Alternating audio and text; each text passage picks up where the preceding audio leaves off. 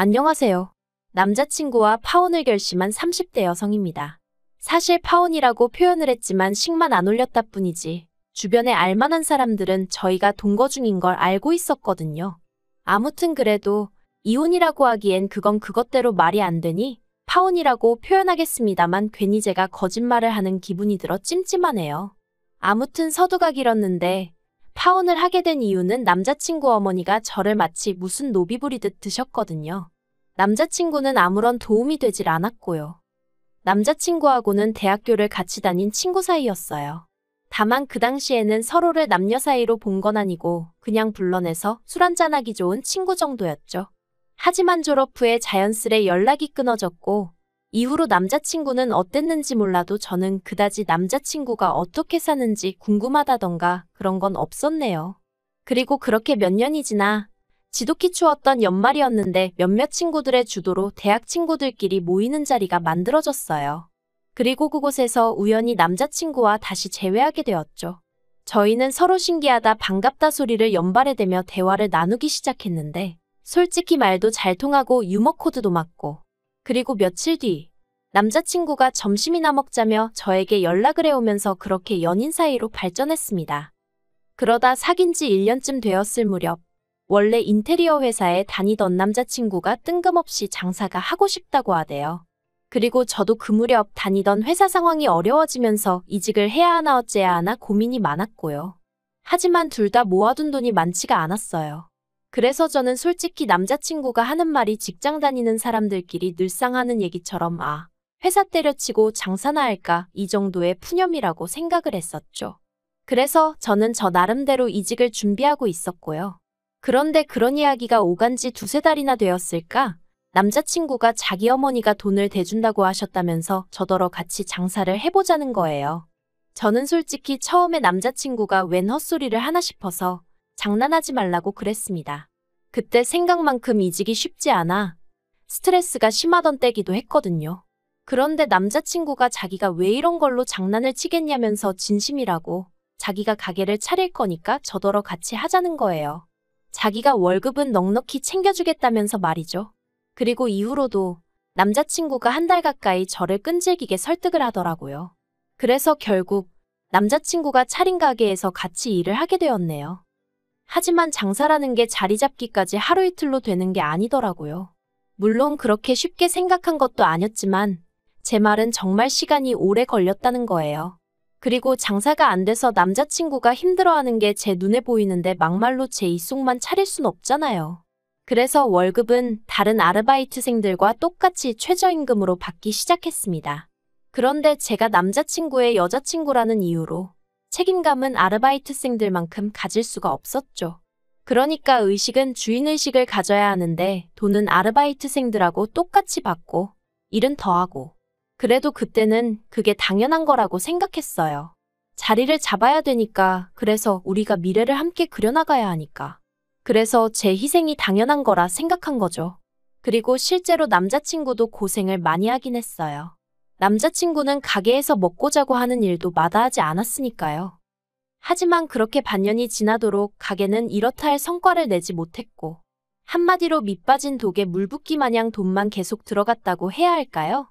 그러다 하루는 남자친구가 이럴 게 아니라 우리 같이 사는 게 어떻겠냐 묻대요. 당시 남자친구도 저도 각자 자취를 하고 있었는데 남자친구는 월세로 저는 전세로 자취를 하고 있었거든요. 그래서 저도 더 꼬치꼬치 묻지 않고 그러자고 했어요. 비록 제대로 된 프로포즈는 받지 못했었지만 그래도 같이 장사를 시작한 이후로는 언젠가 결혼을 하게 된다면 둘이 하는 거라고 서로 인지하고 있었기에 그때는 오히려 돈도 아낄 겸 동거를 하는 게 당연하단 생각도 들었거든요. 물론 동거 생활이 이렇게 길어질 줄도 몰랐고 결국 이렇게 파혼하게 될 줄 알았다면 처음부터 시작하지 않았을 일이었지만요. 그런데 이때를 기점으로 남자친구 어머니의 지나친 간섭이 시작되었습니다. 비록 장사도 같이 하고 동거도 시작하긴 했지만 엄연히 저희는 부부가 아니고 장사에 있어서도 솔직히 저는 지분도 하나 없었는데 어머님이 저한테 바라시는 게 참으로 많으시더라고요. 일단 남자친구가 어머님의 자본으로 장사를 시작했다는 이유로 어머님은 가게에만 오시면 저에게 이거 해라 저거 해라 여기 치워라 저기 치워라 그리고 가끔은 제가 일하는 게 답답해 죽겠다며 당신이 일을 어떻게 하는 건지 알려주시겠다고 주방에 들어오시는 일도 있으셨는데 그때마다 저는 경악을 금치 못했습니다.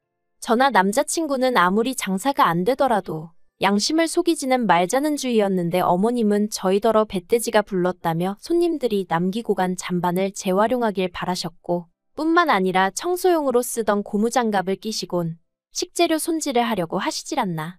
제가 참아다 적을 순 없지만 정말 상상 초월의 일들을 하려고 드셨거든요.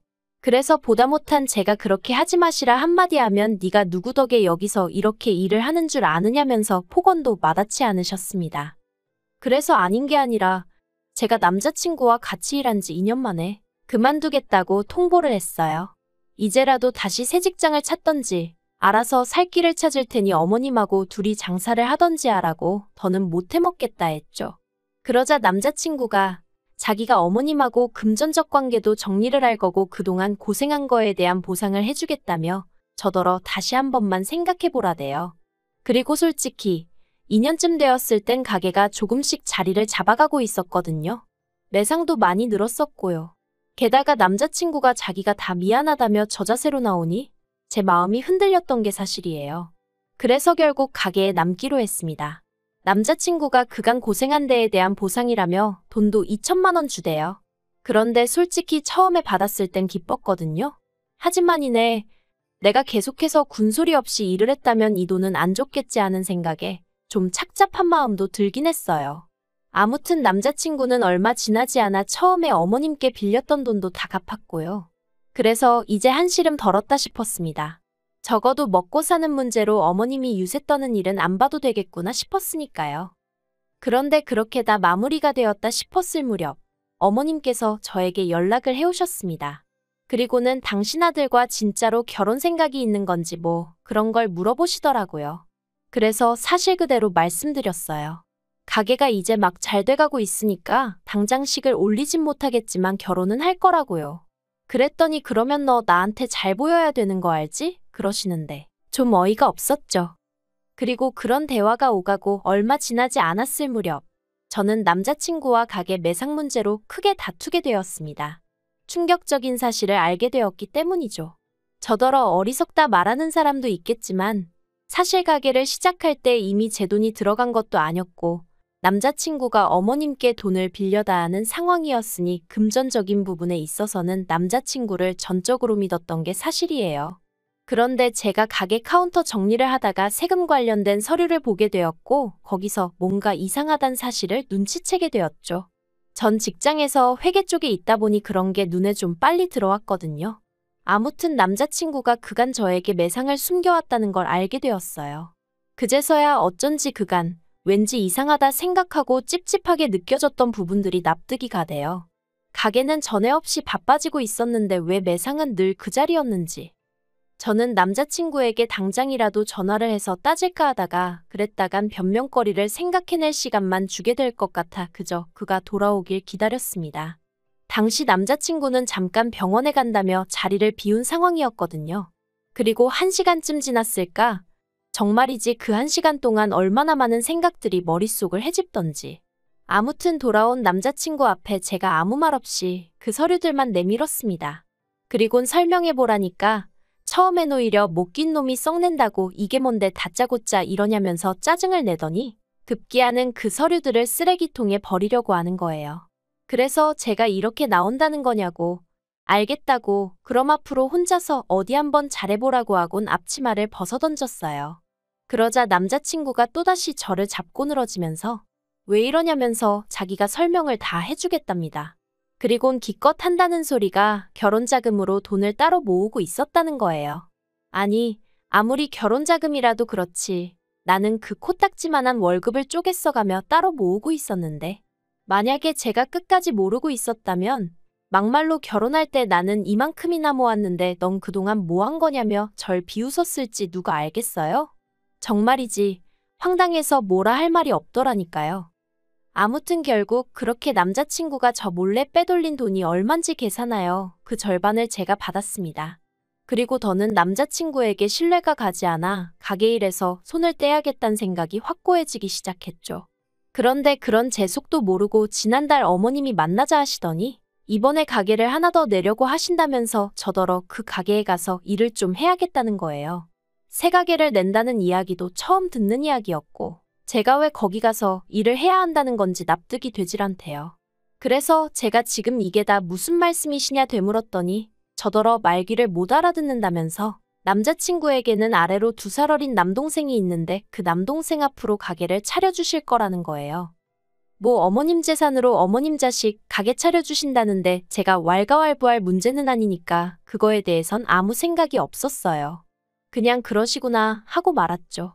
그런데 저더러 거기 가서 일을 하라는 건 제가 무슨 노비도 아니고 여기 있으라면 있고 가라면 가나요?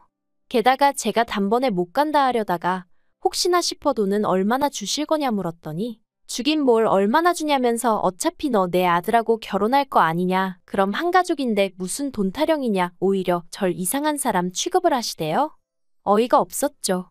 어머님은 제가 남자친구랑 가게 열고 몇 달, 아니 거의 1년 넘게 정말 고생고생한 거 옆에서 다 보셨거든요. 그런데 이젠 아예 저를 공짜로 부려먹으시려 든다는 게 아무리 어머님이 저보다 어른이라지만 괘씸하고 불쾌하고 화도 나대요. 그래서 됐다고 했어요. 제가 무슨 자원봉사하는 사람도 아니고 제가 왜 무임노동을 하느냐고 못한다고 했죠.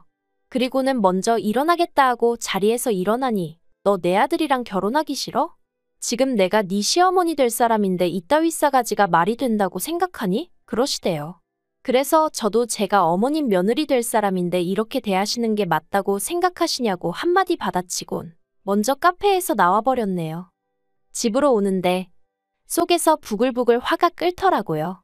아니 나를 뭘로 보셨으면 저런 말을 아무렇지 않게 하실 수 있나 싶기도 하고 내가 그렇게 남자친구랑 결혼 못해 환장한 애로 보였나 싶기도 하고 아무튼 여러 가지로 속이 뒤숭숭한 게 여기가 끝이다 싶었죠. 게다가 집에 도착하니 남자친구가 이미 어머님이랑 통화를 했는지 언짢은 표정으로 절 보는 거예요.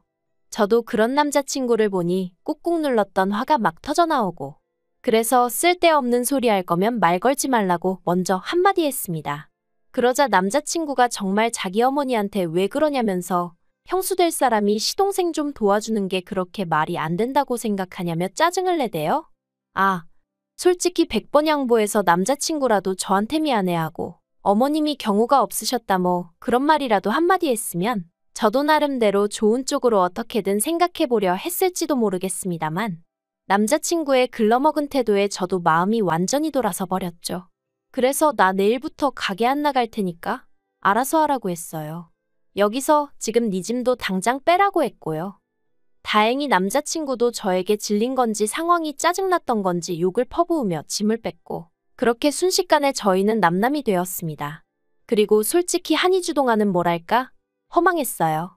그간 해온 노력에 비해 제 손에 남은 건 아무것도 없는 것 같았거든요.